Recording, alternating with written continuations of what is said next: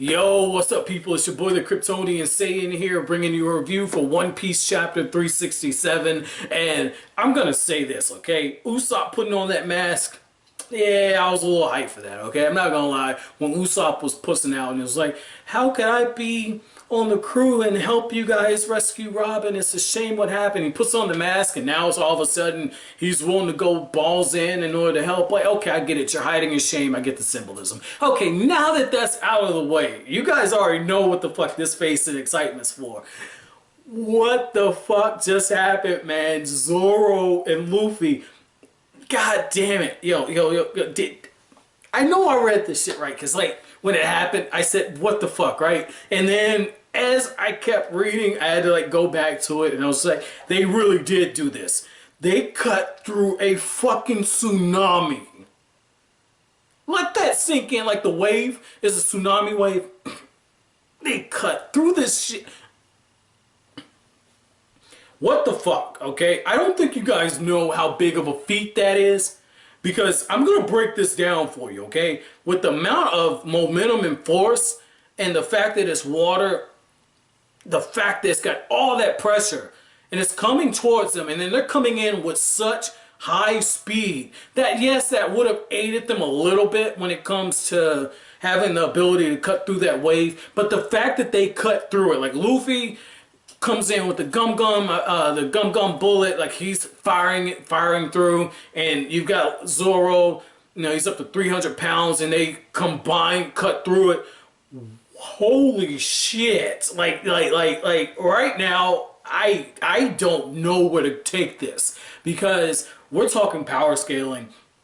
And the fact that the two of them together can take down a wave means that they've gotten strong enough to the point, based on what I've seen so far, nobody that they faced, with the exception of Enel, can hope to hold a candle to where they are right now. Smoker being the exception, because Smoker's fucking OP. Smoker's fucking OP. But holy fucking shit, he cut through the fucking tsunami.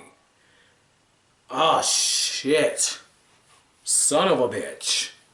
Son of a bitch. Like, I'm in shock right now. Like this is part of why I do these reviews like this, where I read the chapter and then I just go right into the review so you guys get the fresh feeling. And it's because of chapters like this.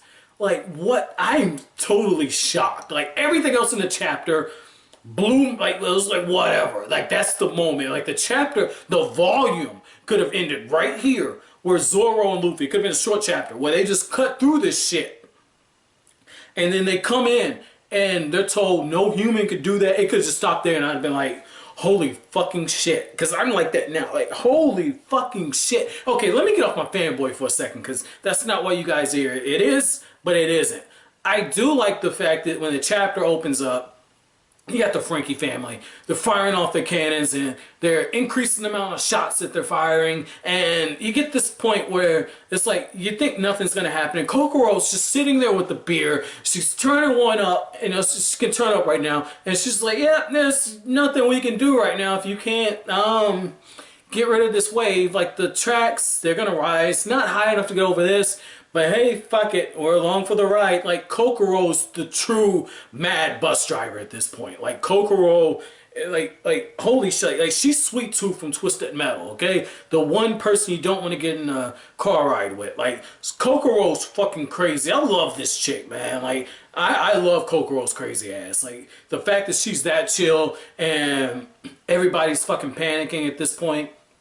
And then that's when Luffy and Zoro get up there. And I'm not going to lie to you, when they were standing on the top of the ship, facing down that tsunami, the first thing that went through my head, and I'm watching Luffy, you know, he's getting himself ready. I'm like, what the fuck are they getting ready to do? That's literally what I'm thinking. I'm thinking, what the fuck are they getting ready to do?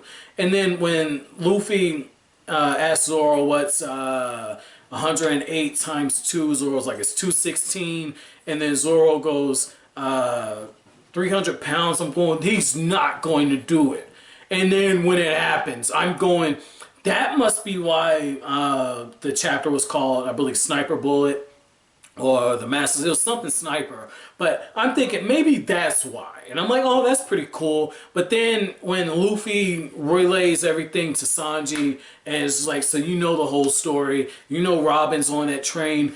Don't fucking hold back. And Sanji, you know, he's ever the romantic. Sanji's like, look, knowing what Robin went through, knowing what that beautiful woman is suffering through right now, even if my captain told me not to, I'm not too sure I'd be able to hold back. And Zoro's just like, do you know what type of people on the train? And you get like this brotherly back and forth between the two of them. Sanji's teasing a little bit. Sanji's like, oh, so you do care about me. And well, that's why you're worried. And Zoro's just like, as if. And just seeing the two of them like that, very, very beautiful. I love the fact that Sanji doesn't miss up the opportunity to kind of throw it in like, Nami, your voice sounds really lovely. And then he proceeds to say, hey man, it sounds pretty lively over there. It's because everybody was fucking panicking. But I love the fact that after Sanji and Franky come to an agreement, they're going to fight together after Franky is moved to tears by Robin's sacrifice, which it is very beautiful. Like, Itachi Uchiha is my favorite Naruto character, and Nico Robin, depending on how this plays out, Nico Robin might be my favorite character. As you guys know, like, I'm like right there between Zoro and Nami. Nami edges him out. But Nico Robin's closing in on the gap. Like, I love how Oda's setting her up. Like I said, if the payoff is good, Robin's going to be my favorite character. But I like how when Usopp, you know, he's got his moment of shame. Like I said, it's symbolic. He puts the mask on. He's hiding his shame. And when they get found out by one of the Navy dudes who, it's like, oh, the window's up. They're here. And it's like metallic star.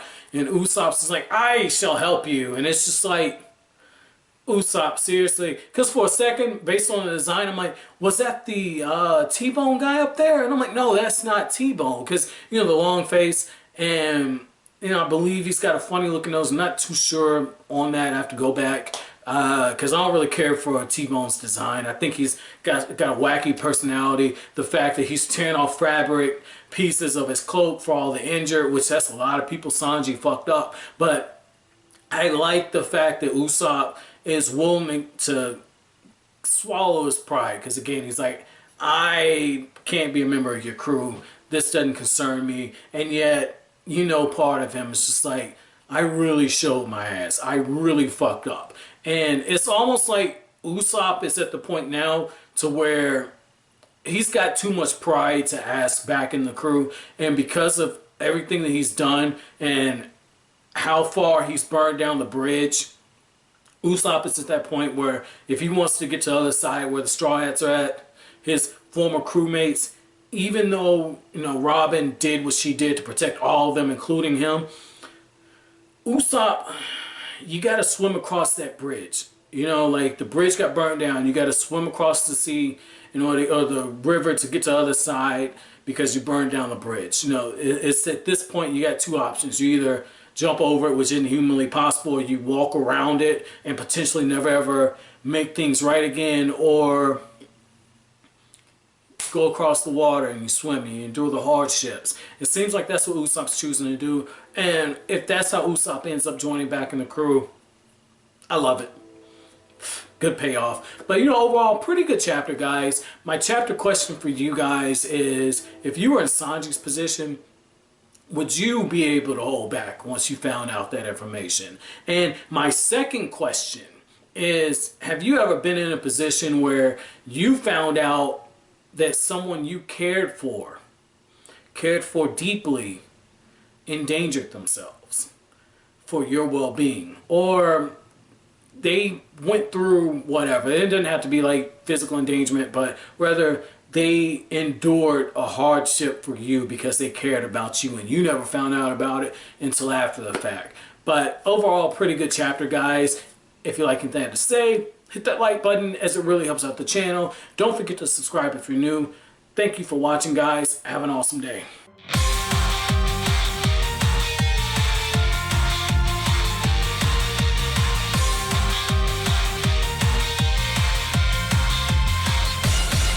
Are you